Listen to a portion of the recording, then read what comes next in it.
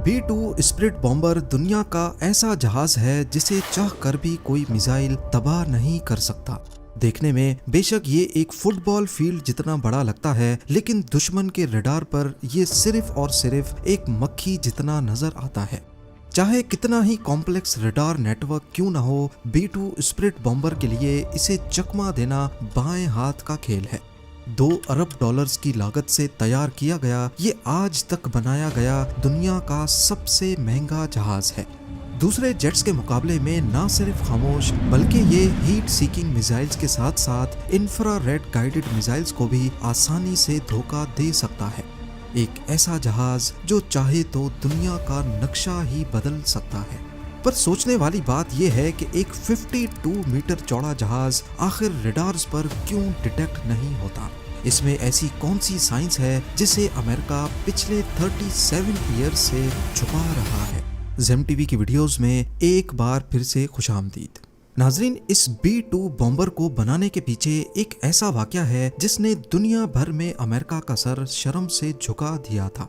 1 मई 1960 पाकिस्तान में पिशावर एयरबेस से अमेरिका का Lockheed U-2 aircraft take off करता है।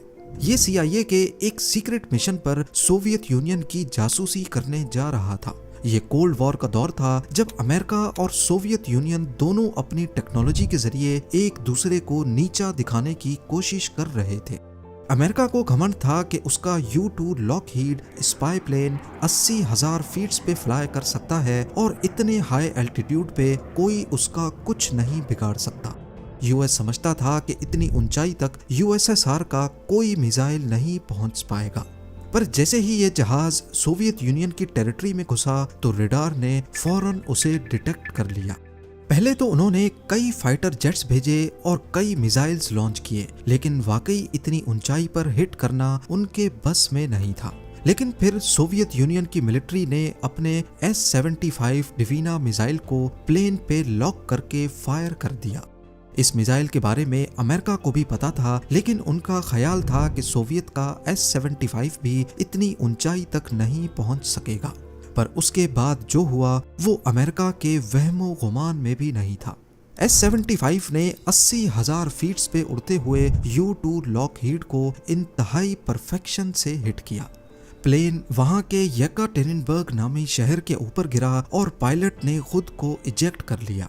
शुरुआत में अमेरिका ने कहा कि ये नासा का वेदर रिसर्च प्लेन था, लेकिन जब सोवियत यूनियन ने कैप्चर किए गए पायलट और U-2 का सर्विलेंस इक्विपमेंट दुनिया के सामने रखा तो अमेरिका की पूरी दुनिया में बड़ी बदनामी हुई। इस वाक़े ने दोनों मुल्कों को ठीक ठाक सबक दिया। इसके बाद रशिया यानी सोवियत यूनियन ने अपने एयर डिफेंस पे काम करना शुरू कर दिया और अमेरिका ने ऐसी टेक्नोलॉजी पर जो रडार के सामने लिटरली इनविजिबल हो जाए। उस वक्त अमेरिका के पास B-52 बॉम्बर्स थे, लेकिन इस वाक़े के बाद ये बात कंफर्म हो गई कि रशियन टेरिटरी में दाखिल होने से पहले ही इसे गिरा दिया जाएगा। यानी अमेरिका चाह कर भी अपने न्यूक्लियर वेपन्स रशिया के खिलाफ इस्तेमाल नहीं कर सकता। और फिर 1976 तक USSR ने ऐसे सरफेस टू एयर मिसाइल बनाए जो 100 किलोमीटर दूर तक भी एयरक्राफ्ट को गिराने की सलाहियत रखते थे, जिनमें S-300 भी शामिल थे। इस वक्त USSR का एयर डिफेंस इतना स्ट्रॉन्ग हो गया कि अमेरिकन एयरफोर्स के एक जनरल ने कहा कि सोवियत यूनियन में अपना B-52 बॉम्बर भेजना ऐसा ही है जैसे मक्खी के छत्ते पर पत्थर मारना। यही वो वक्त था जब अमेरिका ने 1978 में एडवांस टेक्नोलॉजी बॉम्बर यानी ATB प्रोग्राम लॉन्च किया। इस प्रोग्राम का मकसद एक ऐसा बॉम्बर प्लेन बनाना था जो सोवियत यूनियन की टेरिटरी में जाए, उनके रडार्स के सामने बॉम्ब्स गिराए और बिना नोटिस हुए वहां से निकल जाए। अमेरिका की ये तमाम रिक्वायरमेंट्स पूरी की B-2 बॉम्बर ने, जिसकी पहली फ्लाइट 1989 में हुई, लेकिन दुनिया को ये 1997 में दिखाया गया।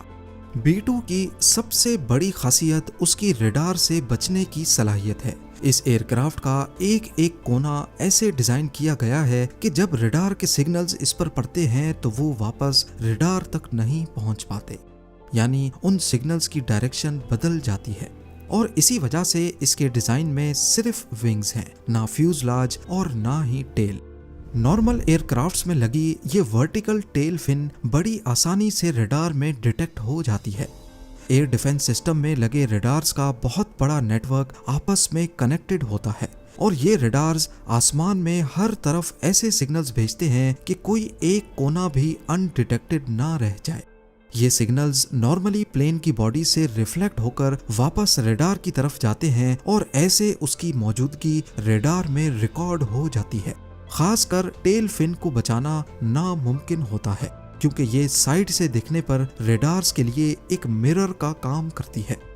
लेकिन B-2 स्पिरिट बॉम्बर की बॉडी ऐसे डिजाइन की गई है कि कहीं से भी रडार का सिग्नल आए तो वो टकराने के बाद उसी डायरेक्शन में रिफ्लेक्ट नहीं हो पाएगा और इसी वजह से इसमें टेल रखी ही नहीं गई। इसका जिग-जैग डिजाइन सिग्नल्स को बिल्कुल ऑपोजिट डायरेक्शन में डिफ्लेक्ट कर देता है। B-2 बॉम्बर की कामयाबी के पीछे सिर्फ इसका डिजाइन ही नहीं बल्कि एक ऐसी कोटिंग भी है जो 100% रडार के सिग्नल्स को अपने अंदर एब्जॉर्ब कर लेती है। यूएस ने एक ऐसी सीक्रेट कोटिंग बनाई है जिसकी डिटेल्स अभी तक दुनिया से छुपी हुई हैं और इसी कोटिंग की वजह से B-2 बॉम्बर रडार पर 100% इनविजिबल हो जाता है। इसका रडार क्रॉस सेक्शन हैरत अंगेज तौर पे सिर्फ 0.0001 स्क्वायर मीटर है, यानी इसे डिटेक्ट करने का मतलब है आसमान में किसी मक्खी को डिटेक्ट करना। कंपेयर किया जाए तो रडार पर B-52 बॉम्बर एक 2 बेडरूम फ्लैट जितना नजर आता है, F-15 एक छोटे कमरे जितना, JF-17 एक सिंगल बेड जितना और रफाएल एक बड़े तकिए जितना नजर आता है। यानी B-2 बॉम्बर इन सब से 10 गुना बड़ा होने के बावजूद रडार पर सिर्फ एक मक्खी जितना दिखता है। एविएशन सिक्योरिटी की दुनिया में इस टेक्नोलॉजी को स्टेल्थ कहा जाता है और इसकी बुनियाद B-2 बॉम्बर से ही रखी गई। B-2 स्पिरिट बॉम्बर में सिर्फ दुश्मन के रडार से बचने की काबिलियत ही नहीं बल्कि इसका लो हीट सिग्नेचर इंफ्रारेड और हीट सीकिंग मिसाइल्स को भी चकमा दे सकता है। नॉर्मली एयर डिफेंस सिस्टम्स में इंफ्रारेड सर्वेलेंस सिस्टम्स भी होते हैं। ये सिस्टम जेट के पीछे से निकलने वाली हीट को डिटेक्ट करके कंफर्म करते हैं और फिर मिसाइल सिस्टम उसी हीट सिग्नेचर पर लॉक किया जाता है। लेकिन B-2 बॉम्बर के इंजन इसकी बॉडी के अंदर छुपाए गए हैं। जेट इंजन में कंबस्शन होने के बाद गर्माइश डायरेक्टली बाहर नहीं निकलती बल्कि पहले उसे बाहर की ठंडी हवा के साथ मिक्स किया जाता है, जिसकी वजह से B-2 बॉम्बर अपने पीछे कोई हीट सिग्नेचर नहीं छोड़ता और यही चीज B-2 को दुनिया का सबसे कम हीट सिग्नेचर छोड़ने वाला एयरक्राफ्ट बनाती है। ये ऐसा ही है कि अगर एक F-16 jet infrared surveillance system में 100 किलोमीटर दूर से डिटेक्ट हो जाता है तो वहीं B-2 बॉम्बर जब तक 10 किलोमीटर की रेंज में नहीं आएगा डिटेक्ट नहीं हो पाएगा। पर ये इतना नीचे उड़ता ही नहीं जो कभी इंफ्रारेड रडार पर भी डिटेक्ट हो सके। B-2 बॉम्बर हैरत अंगेज तौर पे 15,000 मीटर या फिर 50,000 फीट्स पे उड़ने की काबिलियत रखता है। इतनी ऊंचाई पर उड़ने की वजह से ये ना सिर्फ इंफ्रारेड रडार से बच सकता है बल्कि ऊपर एटमॉस्फेयर पतला होने के बायस जहाज पर ड्रैग कम पड़ता है और फ्यूल एफिशिएंसी बेहतर हो जाती है, जिसकी वजह से ये और ज्यादा डिस्टेंस ट्रेवल कर सकता है।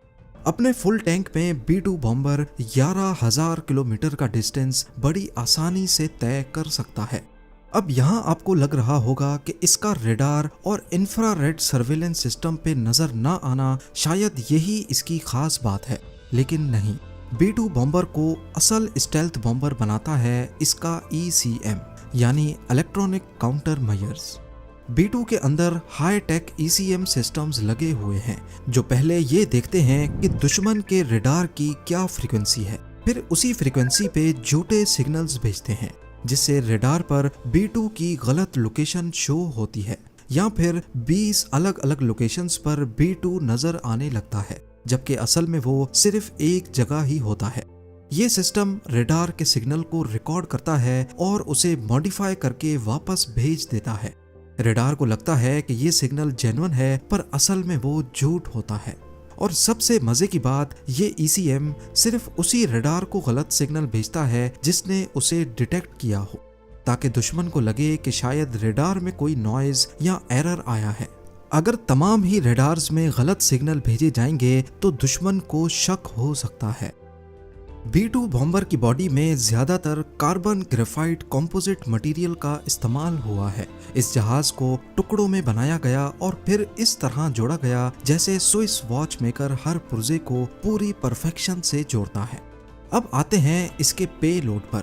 यह हैरानकुन तौर पे 18,000 केजी का बारूदी मवाद उठा सकता है, यानी करीब 15 गाड़ियों का लोड। ये अपनी बैली के अंदर 80 JDAMs छुपा सकता है, जो कि GPS गाइडेड बॉम्ब्स होते हैं, 16 B-83 न्यूक्लियर बॉम्ब्स और 16 AGM-158 जैसम मिसाइल्स, जो कि स्टेल्थ क्रूज मिसाइल्स होते हैं। ये बॉम्ब्स B-2 के इंटरनल बे के अंदर फिट किए जाते हैं और दरवाजा बंद हो जाता है ताकि फ्लाइट के दौरान स्टेल्थ बरकरार रहे। रेंज की बात की जाए तो ये अमेरिका से रशिया जाकर वापस आ सकता है और अगर हवा में ही रिफ्यूलिंग की जाए तो B-2 बॉम्बर दुनिया के किसी भी कोने तक जा सकता है।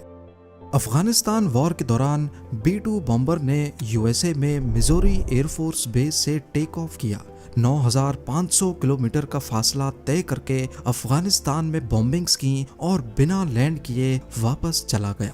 इस दौरान बीच में सिर्फ एक मिड एयर रिफ्यूलिंग की जरूरत पड़ी। इस पूरे मिशन में B-2 बॉम्बर लगातार 45 घंटों तक फ्लाई करता रहा और किसी एक भी रडार पर यह नमूदार ना हो सका। इसके अलावा 1999 में ऑपरेशन अलाइड फोर्स के दौरान भी इसे सर्बिया में बॉम्बिंग्स के लिए इस्तेमाल किया गया। 2003 में ऑपरेशन इराक फ्रीडम और 2011 में ऑपरेशन ओडेसी डॉन में भी B-2 ने लीबिया में बॉम्बिंग्स की।